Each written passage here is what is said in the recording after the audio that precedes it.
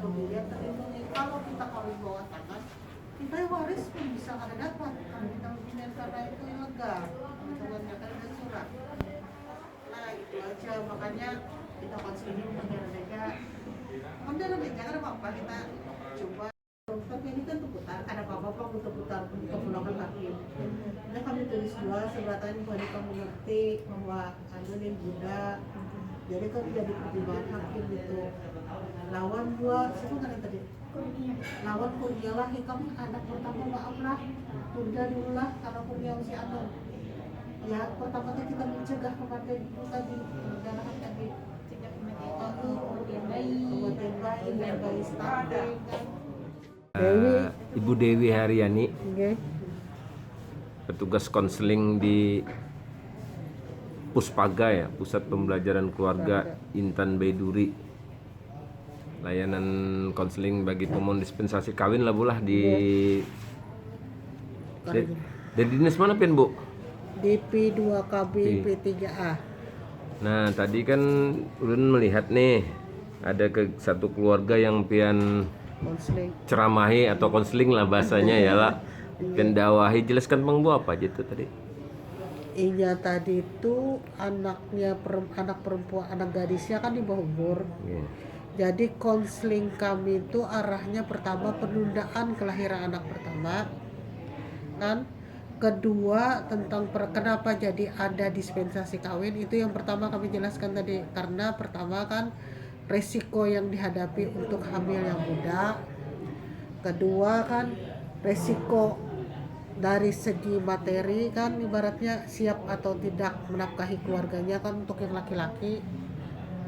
Tadi itu jadi panjang lebar menjelaskan persalinan, resikonya, perdarahan, kayak stunting untuk anaknya kan, untuk lahir, setelah lahir bisa atau tidak ibu yang bersangkutan menjaga anaknya. Jadi menjelaskan tadi masalah stunting kan sekarang tuh karena perceraian juga angka perceraian yang tinggi karena kenapa ada dispensasi kawin tuh.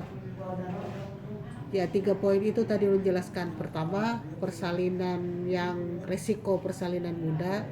Kedua, perceraian dalam keluarga tinggi. Ketiga, kelahiran anak yang stunting.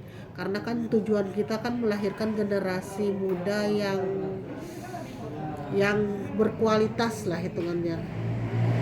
Kalau Pak, jadi untuk ibu hamil, kematian ibu hamil karena perdarahan itu tinggi. Pertama, perdarahan Di Kabupaten Banjar. iya, karena angka kematian ibu tinggi di Kabupaten Banjar. Salah satu penyebabnya kan perkawinan muda Atau perkawinan anak lah bulah. iya, karena kan ya kan umur ini kan masih anak. Ya Allah, kalau namanya anak tuh kan Pak dikembang oleh orang tua, bukan disuruh untuk bertanggung jawab terhadap anaknya lagi. Anak disuruh bertanggung jawab terhadap anak. Idealnya berapa Bu perkawinan? Untuk laki-laki kan 20, untuk perempuan 20, laki-laki kan 25 Pak sebenarnya. Undang-undang anaknya ditunda dulu untuk tidak melakukan perkawinan. Perkawinan ini kan dealnya orang tua Pak. Kalau orang tuanya kada mau ya tidak akan terjadi. Nah mudah-mudahan dengan adanya PKS ini itu perkawinan usia anak di Kabupaten Banjar ini pelan-pelan akan semakin turunlah itu rankingnya, karena biasanya pengajuan di dispensasi nikah ini atau kawin ini menurut pengadilan agama itu sekarang tidak akan semua dikabulkan kalau tidak dengan latar belakang yang jelas. Jadi kalau kami hanya menjelaskan itu, jadi kami hanya memberikan keterangan hasil konseling ini kepada majelis hakim untuk menjadi salah satu pertimbangan pada saat dia putusan pada saat sidang di dispensasi kami. Kira-kira itu Pak. Ya harapan kita sebagai dinas yang menangani perempuan dan anak, kita berharap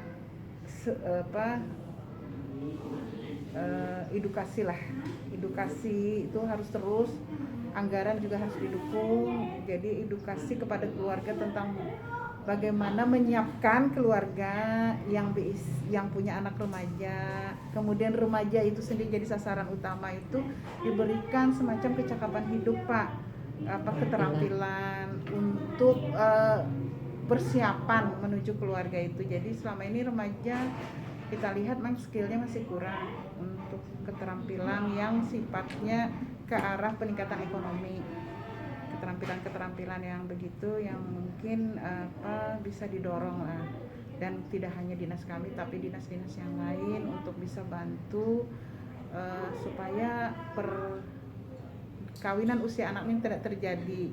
Karena kita lihat apabila anak itu sudah melakukan kawin semuanya tidak siap, termasuk yang kepala keluarganya laki-laki untuk masalah ekonomi keluarganya. Nah, akhirnya kalau sudah terjadi